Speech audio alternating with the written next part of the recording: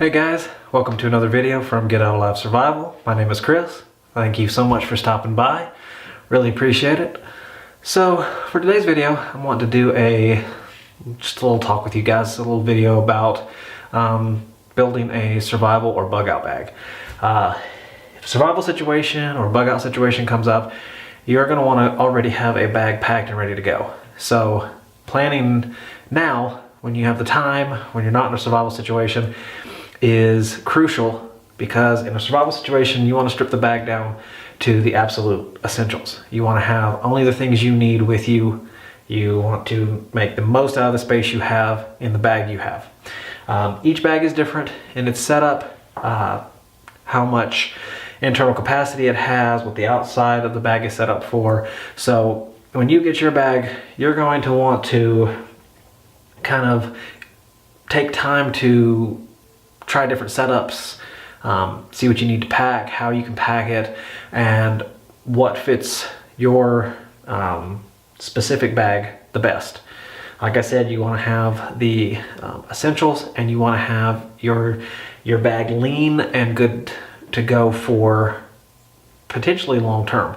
If you're in a survival situation, you don't know how long you might be out there, or you know what you're going to need when you're out there. So the more you have with you, the better. And the more roles each of those tools can play, the better. So this bag, I just got this bag as a gift.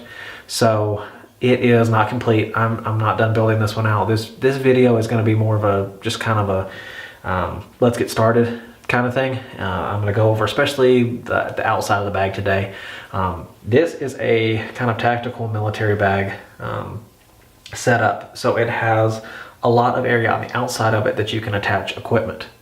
This is called MOLLE webbing, these sewn on straps right here, and it gives you a lot of versatility as far as what you can put on the outside of the bag. So I'm gonna bring you guys closer so you can see better, and I will go over the outside of this bag and what gear I have packed on here. All right. That looks good. Hope you guys can see that okay. So this bag, like I said, is kind of a tactical military bag in its setup. So it has a lot of things you can put on the outside. MOLLE webbing makes it very convenient to attach gear and tools you're going to use probably first or very often right here on the outside of the bag. So a few things starting down here that I have on the bag. You can see I have a fixed blade knife right here. MOLLE webbing is very large on this bag, so I'm able to put a pretty big fixed blade knife on here. This is a Smith & Wesson bayonet with a hard cover sheath. So you can see this is a fairly large fixed blade, and the bag holds it very easily. One thing I've done is I have taken some paracord and tied here through the top of this sheath to help keep it in place and make sure that there's no chance of it sliding out of the bag. Right here in the middle, this pouch is actually off of this knife sheath. This is just a little accessory pouch. What I use it for on this one is a sharpening stone. When you're out in the field in a survival or bushcraft situation, especially if you're out there long term, you're going to want to have a way to sharpen your knives, put an edge back on there, or address any issues that come up out in the field. This is just a two-side sharpening stone. You have a medium grit here and then a fine grit on the other side. Fine grit will allow you to really hone the edge and put that finish on there for your blade. This little pouch works very well for that. You could actually probably get a couple other small things in there if you want to put some fireproof matches or something like that in there with it. Moving over here, this is just a camp hatchet or axe. It's 1 1/4 pound head with a fiberglass handle. Slides in very easily, not going to fall out. Head, make sure that you don't have it slip out the bottom on you. As you move your way up, there's not a lot on this MOLLE webbing up here other than a morale patch and a compass on this carabiner. On this side, I have it out, but there are 2 MOLLE webbing slots right here that this slides in. This is the Rifleman's Hawk by Cold Steel. This is kind of a dual purpose.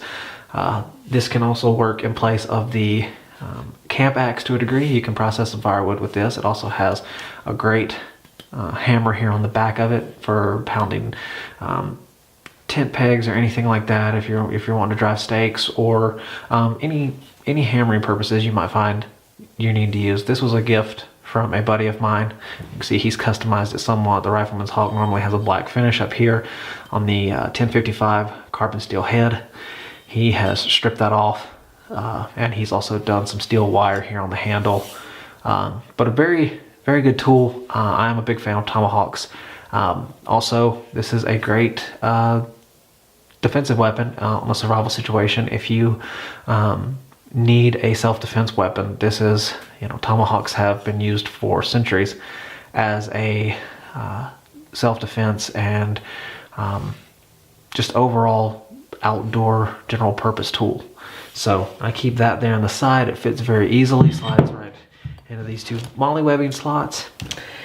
Down here at the bottom, this is just a stainless steel camp cup. If you're going to be out camping or in a survival situation, you're going to want to have some way to boil water for drinking and any of the other camp uses. So this is a great stainless steel camp cup. You can boil right here. Again, I've got paracord right here, just attaching it to this bottom ring on the pack. That way I keep it on the outside and don't take up any of the inside storage. I'm trying to save as much inside storage for things that can't go on the outside of the pack as I can. Finally, over here on this side, away from you, I have just a folding saw. When you're out survival, camping, whatever the situation might be, you're going to be processing firewood. You're going to want to be able to do it efficiently. Sometimes if the axe becomes a little too tiresome, a good folding saw can help to process firewood and take a little bit of the strain away from axes. Plus, this will make quick work of branches and things like that you might want to process down for kindling, or when you're just getting your fire started. This is there are a variety of folding saws out there. This is just one I have, one of a few different ones I have here. And one thing I like about this one is it has this locking mechanism right here, so the handle will, or the blade will not close down to the handle without you pressing down on this. Also, once it is folded, once it's locked in place, it does not pop back open. That locks it both ways. So great safety features. It's got a rubberized grip right here on the handle, very comfortable. And I just used this recently to help my dad clear some debris out at his house, a lot of limbs and branches from a large bush, and this worked fantastically. This made fast work of processing that, not tiresome. It removes debris and wood both on the push and pull motion, so that's a very handy tool to have. I keep that on the side of the pack here. Last thing I have here on the bag to show you is the Moriniv companion bushcraft knife. This is a great knife for using out in the wild. You can process a lot of small fine detail work with a Moriniv. I did a video in my fixed blade knife overview. If you want to go check that out, this knife is one of the ones I go over. This is again a Moriniv stainless steel, just a great knife for processing small fine detail work around the campsite and that kind of thing. This is great for feather sticking and making small kindling, any of that kind of stuff. So that is one reason I have this on the pack, is it's just smaller fine detail work that I wouldn't use a large knife like this for. So that is the last tool I have here on the outside.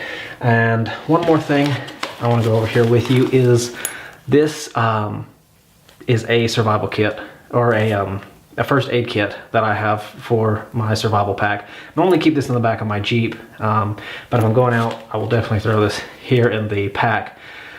This is a 123 piece kit. There's a variety of sizes out there you can get depending on what you want to do. So it's always a very recommended idea that you have a survival or a first aid kit with you. These are, very compact, but there are so many pieces in here, from bandaging and antiseptics to help treat a cut or wound that you might get out in the field.